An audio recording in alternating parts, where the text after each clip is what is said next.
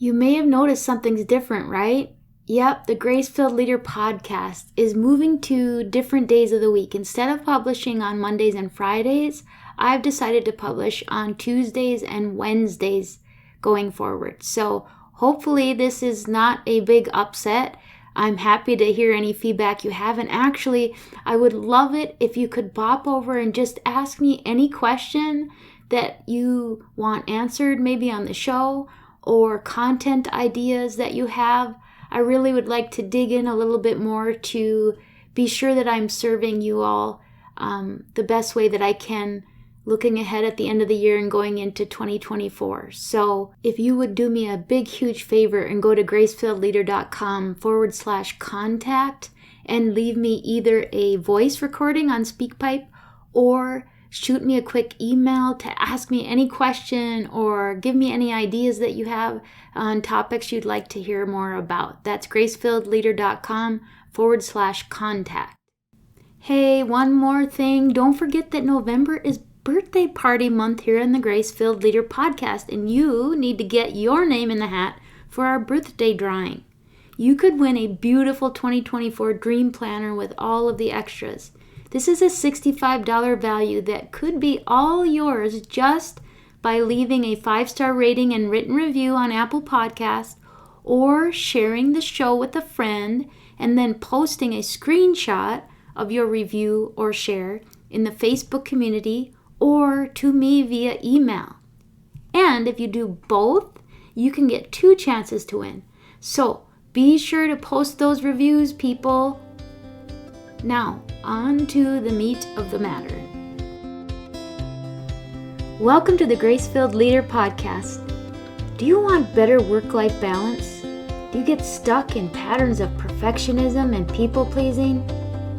Have you always been an overachiever but never really feel good enough, no matter how much outward success you achieve? Do you want more time for the things that matter most? Hi, I'm Tanya, a wife, mom, leader, certified Christian life coach, and Jesus lover. For most of my life, I tried to find worthiness through achievement. But no matter how hard I worked or how much I achieved, I never felt like I was enough. I was left burned out, empty, and exhausted. I had no time or energy for myself or my family. I needed balance. I needed peace. My life changed when I finally started to live like an unconditionally loved daughter of the King, saved by grace.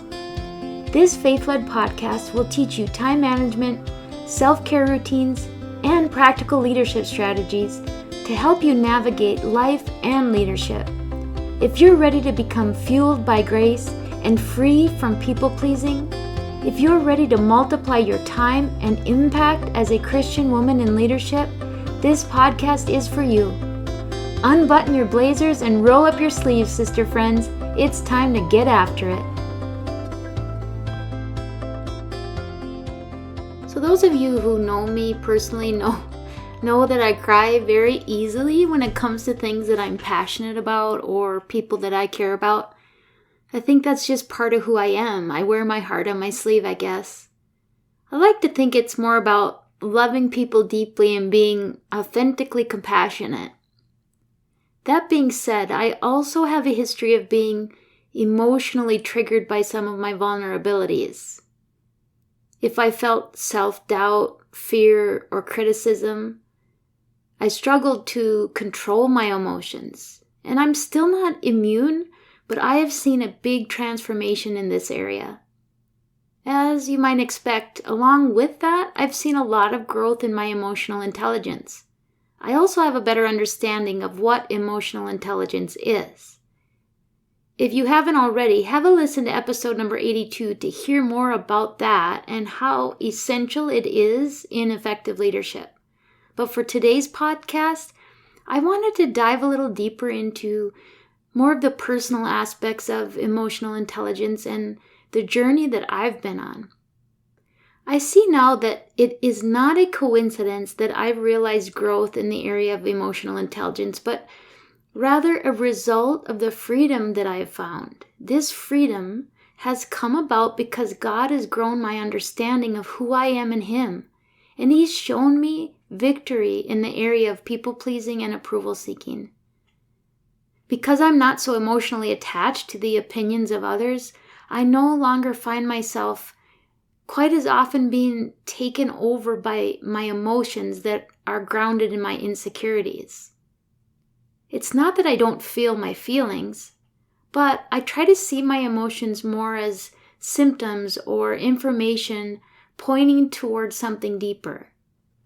Many times, the place that these feelings or emotions come from is not grounded in truth, but rather lies that I've believed or told myself for many years. We've talked about how the enemy likes to have us believing lies about who we are and who we aren't so that he can distract us from learning and feeling our value as adopted children of God. I must have had sucker written on my head for decades because the enemy has had lots of fun with my thought patterns over the years. I used to believe, at least subconsciously, that my value rested in my performance as a daughter, wife, mother, leader, whatever titles I claimed as pieces of my identity. I now know that my value lies squarely in my identity as a child of God and in partnership with Him. For we are His workmanship, created in Christ Jesus for good works, which God prepared beforehand that we should walk in them. Reference Ephesians chapter 2, verse 10. For most of my life, I knew that in my brain, but I didn't really know it in my heart and walk in it. I have lived as if the value is in the doing versus in the being. And didn't God design us as human beings, not human doings? Let that one sink in, my high-achieving, high-functioning friends. But back to emotional intelligence and how I got it wrong for a long time and how others get it wrong. Emotional intelligence is not about being overly emotional or feely. It is more about awareness, insight, self-regulation, and then applied awareness. There is a value in being compassionate and vulnerable as a leader. Don't ever let someone tell you that that is a sign of weakness or a lack of self-control. Certainly, vulnerability can cross the line of appropriateness, but shown from a place of humility and transparency, I believe it is an important part of building trust and leading teams.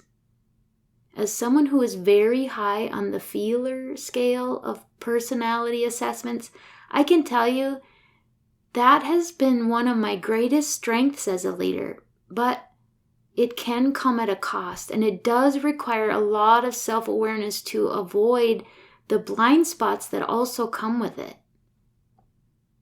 To be honest, as a new young leader, I was pretty naive in my understanding and application of emotional intelligence. I think I tended more toward the emotional versus the emotionally intelligent. It's all right, I own it. If we ever think we are done learning and growing, we are significantly uninformed. But let me just talk you through some examples of the before me and the now me, and all glory to God for this. So I'm going to use an example in the workplace. Let's say I was leading a staff meeting and one of my team members started complaining or questioning a decision. The old me might have immediately felt confronted and criticized, and I probably would have struggled to control my emotions. I would have felt heat rising in me. I would have taken it as a personal attack, and I probably would have reacted in a defensive way, or I certainly would have wanted to. I would have been so focused on my thinking that I was being seen as ineffective or incompetent that I would have struggled to just listen and consider another perspective. I didn't have the maturity and emotional intelligence to be aware of my triggers, see it for what it is, and then manage my emotions from a place of knowledge and understanding. So let's talk through that old thought process. I'm faced with a challenge or a perceived criticism. It triggered an emotional response.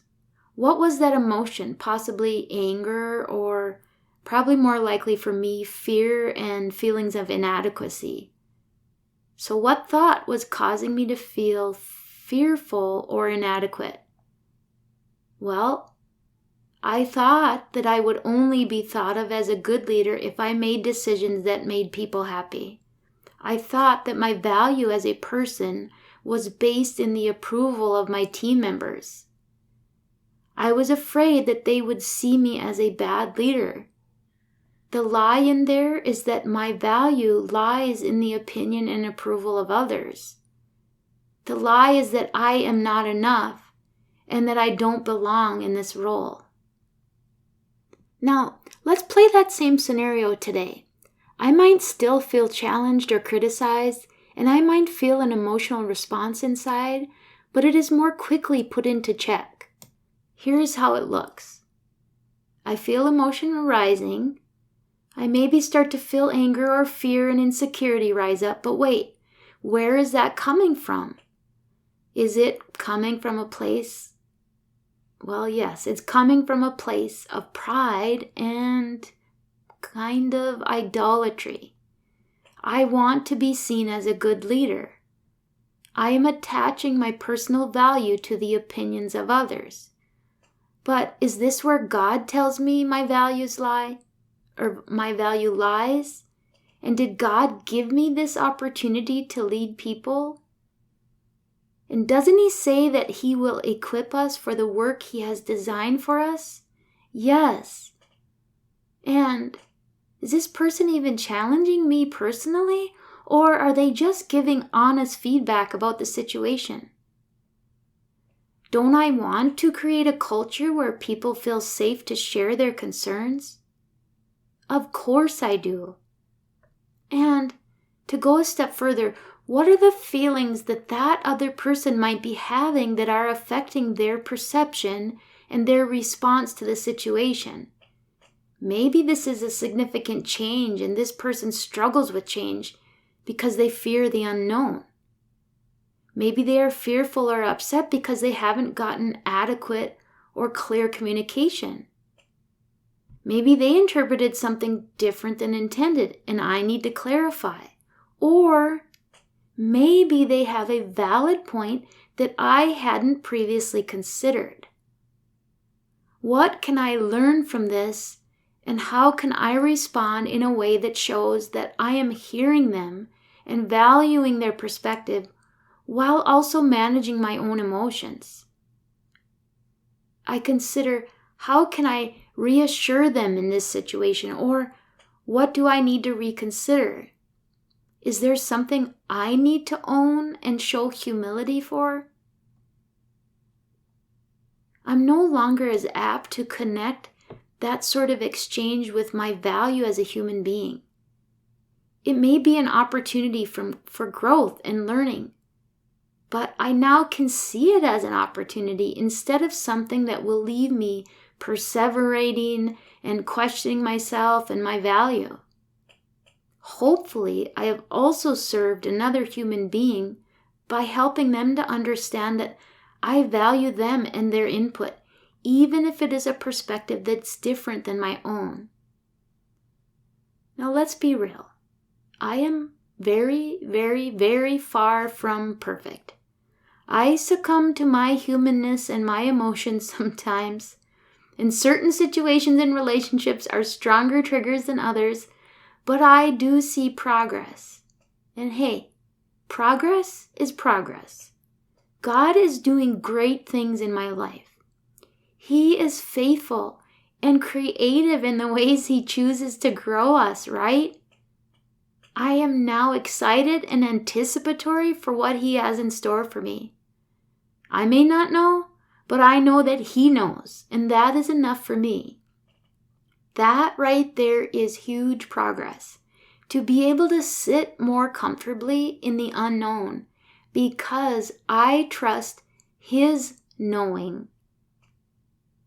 So I know this episode is a lot about me today, but I hope it offered some insight and held some kernel that resonates with you. My takeaway for you is to consider your own level of emotional intelligence, and if that is an area that God is growing you in. It is a very powerful thing to see the fruit of that kind of growth. I pray the Lord is growing you and showing you fruit in your life. I pray that He fills you with a new level of awareness, gratitude, and His amazing grace. I pray this episode blessed you, spoke to you, or encouraged you in some way. If so, please share it with a friend and head on over to Apple Podcasts to leave me a review. That's the only way for me to know if you're enjoying the show. Nothing blesses me more than to hear from you. Also, come on over to our free Facebook community. This is a great place for us to support one another on our faith and leadership journeys. You can find the link to the group in the show notes or go to gracefilledleader.com/community. If you have questions or content ideas for the show, please send me a message on SpeakPipe or via email.